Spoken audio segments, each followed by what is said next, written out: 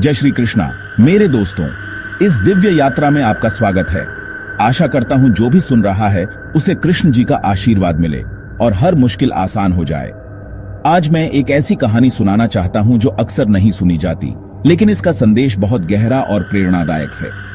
ये कहानी है कृष्ण, दुर्योधन और उसकी पत्नी भानुमति की। भानुमति दुर्योधन की पत्नी अपनी सुंदरता और बुद्धिमत्ता के लिए जानी जाती थी। जब कृष्ण को दुर्योधन के महल में खास मेहमान के रूप में बुलाया गया, तब भानुमति सिर्फ 17 साल की थी। लेकिन दुर्योधन के मन में एक चाल थी। वो चाहता था कि कृष्ण नशे में धुत हो जाए ताकि वो फायदा उठाकर उनसे कोई वादा ले सके। इसलिए उसने एक भव्य दावत का आयोजन किया जिसमें खूब शराब थी। सभी दोस्त, सेनापति, दरबारी शामिल हुए। पूरा महल जल्द ही नशे में डूब गया, लेकिन कृष्ण शांत रहे। उनके होठों से शराब की एक बूंद भी नहीं गुजरी। वो मुस्कुराते रहे, हर मेहमान का स्वागत किया और सबका ख्याल रखा। भानुमति अपनी जवानी के जोश में अपनी क्षमता से ज्यादा पी गई।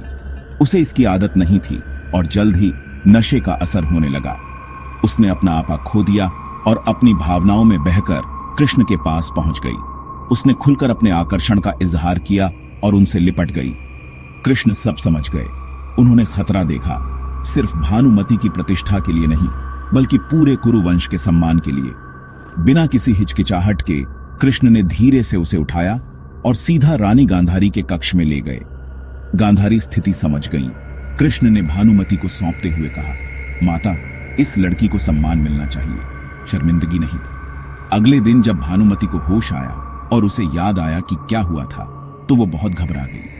लेकिन जब उसे पता चला कि कृष्ण ने उसकी गरिमा की रक्षा की है, सिर्फ उसकी ही नहीं बल्कि पूरे हस्तिनापुर की, तो उसकी आंखों में आंसू आ गए।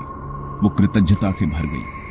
उस दिन से भानुमति ने कृष्ण को सिर्फ द्वारका के राजा के रूप में नहीं, बल्कि अपने आदर्श के रूप में देखा। वो उनकी भक्त बन गई और जीवन भर रही। दोस्तों, ये कहानी सिर्फ महिलाओं का सम्मान करने के बारे में नहीं है। ये कृष्ण के असली चरित्र की एक झलक है।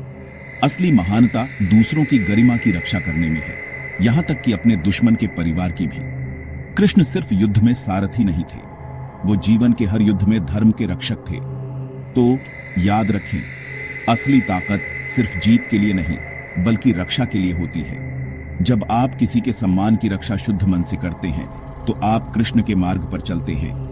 जय श्री कृष्णा, जय श्री राधे। अगर आपको यह कहानी प्रेरणादायक लगी तो हमारे चैनल साधना ज्ञान को सब्सक्राइब करें और इसे अपने दोस्तों के साथ शेयर करें। मैं आपसे जल्द ही एक और दिव्य कहानी के साथ मिलूंगा।